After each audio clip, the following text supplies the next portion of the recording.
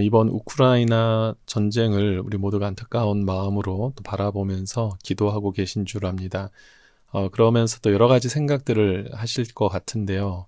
아마 이런 생각을 해보신 분들도 계실 것 같습니다. 만약에 우크라이나가 나토 혹은 EU에 가입이 되어 있었다면 어땠을까 하는 그런 생각이죠. 아마도 그랬다면 러시아도 쉽게 전쟁을 일으키지 못했을 것이고, 전쟁을 일으켰다 할지라도 소속된 연합군들이 함께 싸워주었기 때문에 상황은 많이 달랐을 것입니다. 이처럼 한 국가가 어디에 속해 있다는 것이 참으로 중요한 것처럼 우리 개인의 삶 속에서도, 특별히 영적인 삶을 살아가는 저와 여러분도 어디에 속해 있는지는 너무나 중요한 것입니다. 혹시 아직까지도 하나님과 세상 사이에서 적당한 줄다리기를 하고 계신 분들이 계신다면, 오늘 말씀을 통해서 내가 정말 하나님께만 속해야겠구나 하고 결단하고 실천하는 그런 은혜가 있게 되기를 주님의 이름으로 축원드립니다. 왜냐하면 우리가 하나님께 속해 있을 때 하나님은 어떻게 하십니까? 우리 삶 속에 있는 모든 영적인 싸움에서 우리를 반드시 지키시고 보호하시기 때문입니다. 오늘 본문이 그것을 나타내고 있습니다. 지금까지 이스라엘이 치루었던 가나안 정복 전쟁은 어떤 전쟁이었습니까? 다른 나라들이 그래왔던 것처럼 더 기름지고 좋은 땅을, 그리고 더 넓은 땅을 차지기 위한 그런 전쟁은 분명히 아니었습니다. 이 전쟁은 하나님께 속한 백성들이 하나님의 뜻에 따라서 하나님을 대적하며 우상 숭배하는 자들을 그 땅에서 물리치고 약속의 땅에서 하나님의 거룩한 나라를 세우는 그런 전쟁이었습니다. 따라서 이 전쟁은 하나님께서 처음부터 끝까지 개입하셔서 주도하시는 전쟁이었다라는 것이죠. 이러한 부분은 오늘 본문을 통해서 확실하게 우리에게 보여주고 있는데요. 오늘 본문을 살펴보면 주체가 누구인지가 분명히 나타납니다. 8절 이하에서 보니까 내가 또 너희를 인도하여 내가 그들을 너희 손에 넘겨주매 나는 그들을 너희 앞에서 멸절시켰으며 내가 왕벌을 너희 앞에 보내어. 그렇습니다. 이처럼 하나님께서는 내가 이 모든 전쟁을 위해서 친히 싸우신다라는 것을 밝히고 있습니다. 따라서 오늘 이 아침 하나님이 주관하시는 전쟁을 하나님께서 어떻게 또 인도해 가시는가를 살펴보는 가운데 우리 가운데 도전과 은혜의 시간이 될 수 있게 되기를 주님의 이름으로 축원드립니다. 첫 번째는 저주까지도 축복으로 바꾸시며 역사하시는 하나님이십니다.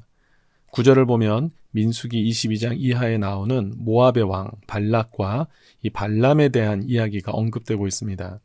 발락은 모압 땅의 왕이었죠. 그런데 출애굽한 이스라엘이 계속해서 가나안 땅을 향해 진격해 오고 있다는 소식을 듣게 됩니다. 또 최근까지는 아모리 족속이 무너졌다는 소식을 듣게 되면서 너무나 큰 두려움에 빠지게 되죠. 그래서 생각해낸 것이 뭐냐면 당시에 만연했던 이 술사들을 동원해서 상대를 저주하는 그런 방법이었습니다. 이를 위해서 당시 잡신의 예언자 중에 한 사람이었던 발람을 불러서 이스라엘을 저주하도록 하게 합니다. 그런데 어떤 결과가 나타났습니까? 하나님께서 이 발람이라는 사람을 통하여서 이스라엘에 대한 저주가 나오게 하는 것이 아니라 오히려 축복을 하게 하셨습니다. 그것도 한 번도 아닌 3번씩이나 그렇게 축복을 하게 되죠.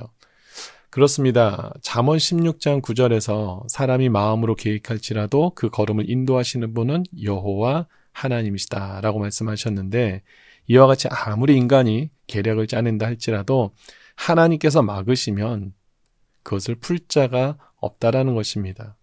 하나님께서 닫으시면 열 자가 없고 여시면 닫을 자가 없는 그런 하나님이심을 오늘 우리에게 보여주고 계십니다. 이처럼 하나님께 속한 전쟁은 인간의 저주의 계획까지도 축복의 결과로 바꾸시는 능력의 하나님께서 도우시는 그런 은혜가 있게 되는 줄 믿습니다. 두 번째는 모든 것을 합력하여 선을 이루어 가시는 하나님이십니다. 12절을 보면 내가 왕벌을 너희 앞에 보내어 그 아모리 족속의 두 왕을 너희 앞에서 쫓아내게 하였나니 라고 말씀하십니다. 여기에서 언급되어진 왕벌은 이 팔레스타인 지역에 사는 어떤 독침을 가진 그런 벌들을 이야기를 합니다. 실제로 고대 전쟁에서 승패를 가르는 이 큰 변수로 작용할 만큼 이 곤충의 파워가 셌다는 것을 알게 되는데요. 따라서 하나님께서는 온 우주 만물의 모든 상황을 합력하심으로 하나님께 속한 전쟁을 승리케 하신다는 사실을 깨닫게 됩니다. 물론 여기서 등장하는 왕벌이 실제적인 왕벌이 아니라 하나님의 능력을 상징하기 위한 은유적인 표현이다라고 이렇게 설명하는 학자들도 있습니다만은 중요한 사실은 하나님께서는 인간의 상식을 뛰어넘어서 모든 상황들을 합력하여 하나님의 선을 이루어 가시는 능력의 하나님이시라는 것입니다. 때로는 그것이 우리의 고통이고 아픔이고 상처라 할지라도 그 모든 것까지도 하나님께서 하나님의 영광을 위해 사용하시게 되는 줄 믿습니다. 그러니 우리는 그 모든 상황들과 시간들 동안에 하나님을 신뢰하며 기다리고 하나님의 뜻을 따르는 자세가 필요하겠죠. 사도 바울이 고린도 교회에게 이런 고백을 하지 않습니까? 고린도후서 12장 9절의 말씀인데요. 나에게 이르기를 내 은혜가 네게 족하도다. 이는 내 능력이 약한 데서 온전하여짐이라 하신지라. 그러므로 도리어 크게 기뻐함으로 나의 여러 약한 것들에 대하여 자랑하리니 이는 그리스도의 능력이 내게 머물게 하려 함이라. 그렇습니다. 그는 자신의 육체의 연약함을 하나님께 고쳐달라고 여러 차례 기도했지만 하나님께서는 오히려 그 약함을 통하여 하나님의 영광을 나타내는 도구로 사용하고 계신다라는 것을 알려주셨고, 그리고 그 이야기를 들으면서 그것을 깨닫는 사도 바울이 그것을 통하여 기뻐하고 있음을 고백하는 내용입니다. 제가 좋아하는 CCM 곡 중에 내게 허락하신 시련을 통해라는 곡이 있습니다.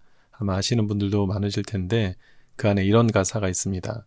내가 겪는 시험이 어렵고 힘겨워도 내 주님보다 크지 않네. 내 앞에 바다가 갈라지지 않으면 주가 나로 바다 위 걷게 하리. 그렇습니다. 우리 하나님은 우리가 가지고 있는 어떤 문제보다도 크고 위대하신 하나님이신 줄 믿습니다. 아무리 고통과 시련의 상황들을 통하여서도 하나님의 능력은 그 모든 것을 뛰어넘으시는 하나님이시라는 것이죠. 여러분, 세상에 어떤 지혜라 할지라도 바다가 갈라지는 것 혹은 바다 위를 걷는 것, 이런 것들을 누가 생각할 수 있겠습니까?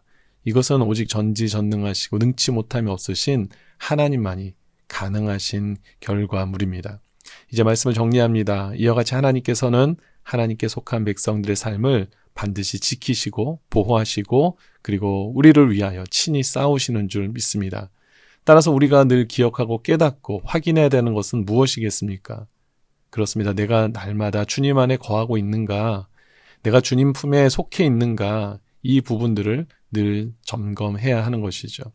날마다 말씀 묵상을 통하여서 또 주님께 기도하심으로 나의 영적인 현주소가 정말 제대로 되어 있는가를 살피는 가운데 하나님의 능력을 경험하고 또 그 하나님의 은혜로 말미암아 주님께 찬양, 영광 올려드리는 우리 사랑하는 모든 성도님들 되시기를 주님 이름으로 축원드립니다. 아멘.